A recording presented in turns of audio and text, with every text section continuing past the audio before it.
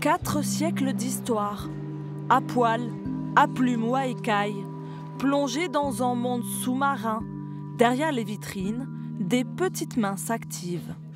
Pénétrons dans l'atelier de taxidermie du muséum, où les animaux morts font peau neuve. La peau de poisson est extrêmement fine, et donc en fait, plus on va la manipuler, et plus elle va perdre ses écailles. Donc on va perdre de plus en plus de matière sur la peau. Et à savoir que quand on traite la peau, elle a une tendance à se rétracter. Donc elle va durcir, et donc on va perdre toute cette élasticité qui est le collagène. Et donc en gros, elle va être beaucoup plus dure, et donc elle va devenir comme du cuir en fait.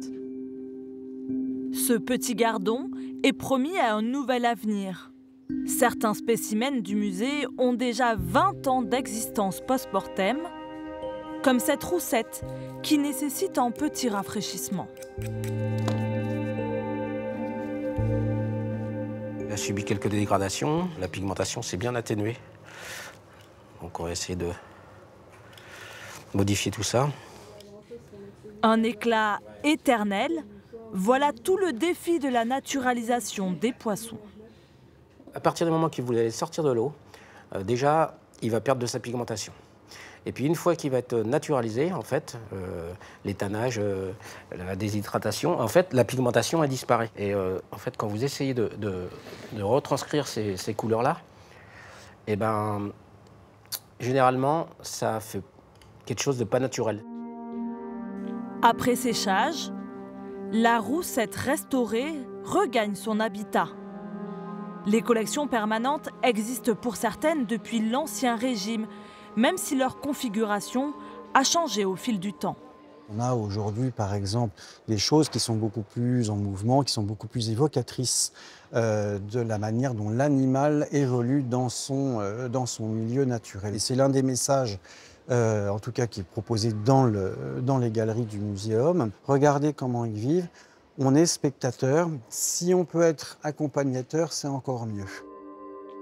Du petit poisson au très gros cétacé, il n'y a qu'un couloir que nous franchirons demain pour découvrir le destin tragique d'une orque étudiée dans le pôle de recherche scientifique du musée.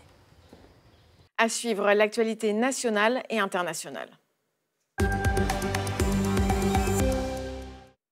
Sommet en urgence cet après-midi à l'Élysée. Emmanuel Macron réunit une dizaine de chefs d'État et responsables européens. Objectif, peser dans les négociations de paix en Ukraine. Les Européens semblent pour l'instant mis sur la touche, alors que Donald Trump et Vladimir Poutine devraient se rencontrer prochainement. Béatrice Gelot et Philippe Deslandes. Les canons se tairont-ils dans quelques semaines en Ukraine ? Après bientôt 3 ans de guerre et 1 mois après le retour de Donald Trump à la Maison-Blanche, Russes et Américains commencent à parler de paix. Mais à quel prix pour l'Ukraine et pour l'Europe ? À sa descente d'avion hier, Donald Trump en dit plus sur le calendrier. Je pense que Poutine veut arrêter la guerre. C'est la question que je lui ai posée. Parce que s'il la continue, ce serait un grand problème pour nous. Donc je pense qu'il veut y mettre fin rapidement. Tous les deux veulent la fin. Zelensky aussi. Face à l'accélération américaine, l'Europe tente de s'organiser. À la manœuvre, Emmanuel Macron. Le chef de l'État réunit à l'Élysée cet après-midi 7 chefs de gouvernements européens. Le secrétaire général de l'OTAN, le président du Conseil européen et la présidente de la Commission européenne. L'Europe veut afficher son unité. Quand Trump annonce qu'il va commencer à discuter, en réalité, il a quasiment terminé. Donc les Européens doivent aller très très vite, sinon ils se verront imposer une solution qui est dangereuse pour la sécurité de l'Ukraine, mais surtout pour la sécurité de tous les Européens. L'Europe veut aussi réfléchir à sa sécurité face à la Russie, une sécurité qui, selon le président ukrainien, est en danger. La Russie a 220 ou 250 brigades. Et l'Europe 50. Voilà. Le risque que la Russie occupe l'Europe est de 100%. Demain, les ministres des Affaires étrangères russes et américains se rencontrent en Arabie Saoudite. Volodymyr Zelensky y sera mercredi. Les terroristes de l'État islamique de retour dans le box des accusés. À partir d'aujourd'hui à Paris se tient le procès des geôliers de 4 journalistes français enlevés en Syrie en 2013. Ils avaient été retenus en otage pendant près d'1 an. Parmi les prévenus, le français Mehdi Nemmouche, le tueur du musée juif de Bruxelles. Au début de l'audience, il a nié avoir été le geôlier des Français. Thomas Cuny, François Bader. Ils ont attendu plus de 10 ans. 10 ans après leur libération par l'État islamique. Ce matin, les anciens otages arrivent au procès de leur geôlier présumé. Le journaliste Nicolas Hénin souhaite entendre les accusés, même s'il sait que ce procès se veut avant tout symbolique. On ne peut pas me rendre les 10 mois qui m'ont été pris ou les 10 mois d'absence que j'ai eu auprès de mes enfants. On ne peut pas faire cela. Donc un procès, ça ne peut que produire des symboles. Et ces symboles, ils doivent être d'autant plus beaux, d'autant plus gros, d'autant plus forts que le crime a été monstrueux. Entre 2013 et 2014, 4 journalistes français sont enlevés en Syrie. Détenus par le groupe État islamique, ils sont torturés et affamés avant d'être finalement libérés. Après l'attentat du musée juif de Bruxelles en 2014, certains ex-otages reconnaissent Mehdi Nemmouche comme l'un de leurs tortionnaires. Ce matin, à l'ouverture de l'audience, le Français a nié son implication dans ces enlèvements. Il conteste avoir été le geôlier des otages français et occidentaux, qui disent, eux, au contraire, l'inverse. Mais les parties civiles, nous le verrons, ont fait des déclarations très contradictoires entre elles, parfois évolutives dans le temps, je le dis bien, jusqu'à l'absurde. 2 autres djihadistes sont également dans le box. Et 2 autres, présumés morts, sont jugés par contumace. Si déjà ce procès permettait de faire une petite piqûre de rappel sur la dangerosité d'un groupe comme l'État islamique, bon, je rappelle quand même que plus de 5000 Européens, dont 2000 Français, l'ont rejoint à partir de 2015 sur la base du soutien à un projet totalitaire et génocidaire pour les Yézidis, les Kurdes, les Syriens, les Irakiens. Ça serait déjà une bonne chose. Le procès est prévu jusqu'au 21 mars. Ils encourent entre 20 ans de prison et la réclusion criminelle à perpétuité.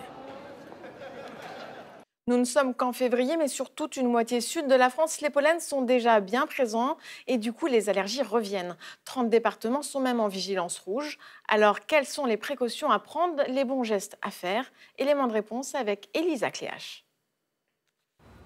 Sur la Côte d'Azur, le mimosa annonce le printemps, mais aussi des éternuements. Cette année, les pollens s'invitent un peu en avance. Le risque d'allergie frappe surtout la partie sud de la France. 30 départements placés en vigilance rouge, c'est le risque le plus élevé. Les allergologues invitent à la vigilance.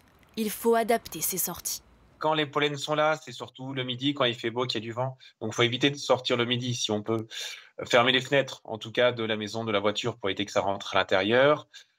Pas trop jardiner. Prendre la douche le soir, rincer les cheveux pour éviter justement d'en garder sur soi le soir et d'être gêné la nuit. Des préconisations de mise face au risque croissant d'allergie. Cette année, les cyprès, mais aussi les noisetiers et le mimosa ont fleuri 2 semaines plus tôt. En cause, le réchauffement climatique. Parce qu'il fait plus chaud, les saisons polliniques vont être de plus en plus précoces, de plus en plus longues, de plus en plus se terminer de plus en plus tard et être de plus en plus importantes avec une quantité de pollen nettement supérieure à ce qu'on pouvait voir il y a une dizaine ou une quinzaine d'années. Des pollens plus fréquents, mais aussi plus résistants et agressifs avec la pollution de l'air. Selon l'Organisation mondiale de la santé, la moitié de la population pourrait être allergique d'ici 2050. Aux États-Unis, 9 morts dans le Kentucky et en Géorgie en raison de crues exceptionnelles. Ce sont essentiellement des personnes qui se sont retrouvées bloquées dans leur voiture et emportées par les eaux. Des secteurs du centre et du quart nord-est des États-Unis sont actuellement balayés par un épisode de froid, pluie et vent intense. Et la semaine s'annonce très compliquée avec des températures attendues jusqu'à moins 50 degrés. Toujours en bref, Emilia Pérez, le film de Jacques Audiard, une nouvelle fois récompensé. Il a reçu hier 2 trophées au BAFTA, l'équivalent britannique des Césars. Meilleur film en langue étrangère et meilleure actrice pour un second rôle pour Zoé Saldana. Les grands vainqueurs de la soirée sont Conclave et The Brutalist, qui repartent chacun avec 4 trophées. Et puis nous vous emmenons ce midi en Dordogne à la rencontre de grand-mères qui en ont sous le crampon. Elles ont créé un club de foot il y a 1 an et demi et sont devenues en quelques mois des stars du ballon rond. En avril, ces mamies s'envoleront même en Afrique du Sud pour participer à une Coupe du Monde. Récit de cette aventure, Sébastien Bouvy et Bertrand Lasseguette. Près de Trémola, au cœur du Périgord, elle nous avait donné un premier rendez-vous. Ici, au Café Village, leur repère. Mais ne vous y trompez pas, ces dames ne font pas que tricoter. 2 soirs par semaine, elles délaissent les aiguilles pour les crampons. Les entraînements sont adaptés, la moyenne d'âge 63 ans, et le moins que l'on puisse dire, c'est qu'elles s'éclatent. Nous, on vient ici surtout pour rire, pour se défouler. Et puis en plus, ça épate nos enfants et nos petits-enfants. Quand on nous demande de les garder, on dit « Ah non, on ne peut pas, j'ai foot ». Elle rêve de représenter la France lors de la Coupe du Monde des grands-mères. Allez, go! Voici ce soir le foot des champs au féminin, direction Calès en Dordogne, avec celles que l'on appelle là-bas les mamies en crampons.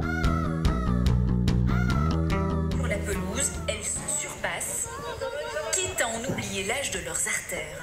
Fatiguées. Le succès médiatique en a surpris plus d'une dans l'équipe. Il y en a pour qui c'est trop, mais d'autre part, je crois que qu'on ne parle jamais trop des bonnes choses. Et puis si ça peut donner envie à d'autres clubs d'émerger, de se créer, c'est aussi une bonne chose. Parce que ça fait beaucoup de bien à certaines qui étaient un peu, pas dépressives, mais un peu isolées, et qui là trouvent un plaisir, enfin pour certaines, elles retrouvent goût à la vie qu'elles avaient plus ou moins laissé de côté.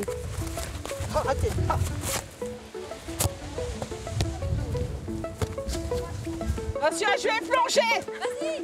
Dis-moi où tu l'avais aussi. Résultat de la médiatisation, l'effectif du club a doublé. Aujourd'hui, elles sont 32 à s'adonner aux joies du ballon rond, sous la houlette de Karine van den Eyden. Là ou là? C'est elle qui a créé le club. Après avoir élevé ses 5 enfants, cette ancienne joueuse de 61 ans trouvait un peu le temps long à la campagne. On retrouve vraiment des sentiments de jeunesse, de liberté. On court là ce soir, il fait nuit, il pleut, il y a du vent. Ce sont des sensations qu'on ne connaissait plus parce qu'on était dans nos cuisines ou on était dans notre canapé en train de regarder la télé. Et voilà, et ça rend tout le monde heureuse. Je peux passer papy parce que là... À 65 ans, Maryse Lafont, opérée de la hanche et du genou, a pu retrouver grâce au club ses sensations d'ancienne attaquante. Les problèmes de santé que j'ai eus, jamais j'aurais pensé rejouer sur un vrai terrain de foot avec des filles. Et depuis que j'ai repris il y a 2 ans, là, je revis. Ça fait très plaisir de la revoir jouer. Ça lui fait rappeler son enfance, parce que des fois, elle m'a montré des photos d'elle quand elle entraînait ou quand elle jouait en équipe de France. Étirez votre dos et on va faire des squats. Ces dernières semaines, les entraînements sont encore plus sérieux que d'habitude, car un grand rendez-vous attend prochainement ces mamies footballeuses. Le mondial en Afrique du Sud, on va y aller. Le mondial de l'Afrique du Sud ou la Coupe du Monde des grands-mères. La rencontre est prévue en avril, 32 pays seront représentés. Alors pour aider à financer l'aventure, nos reines du foot ont eu l'idée de prendre la pause pour un calendrier.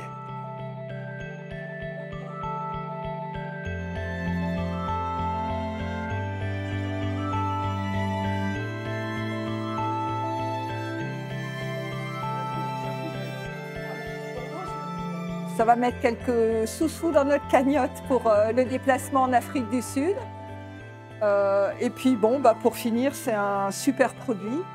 Je crois que les photos sont super jolies, on a un super accueil. Ça fait assez drôle de se voir à un moment donné imprimé. S'entretenir physiquement, s'enrichir socialement, partager du bon temps. On est pas en famille, mais presque, et c'est génial parce qu'on décompresse. Dans ce village de 380 habitants, on a su joindre l'utile à l'agréable. Et comme toujours en Périgord, tout se termine autour d'une bonne table.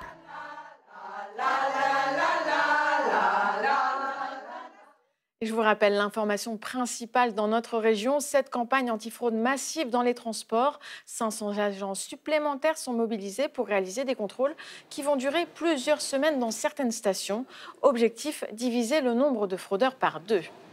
L'actualité nationale et internationale en continu, c'est aussi à retrouver sur France Info, canal 27 de la TNT.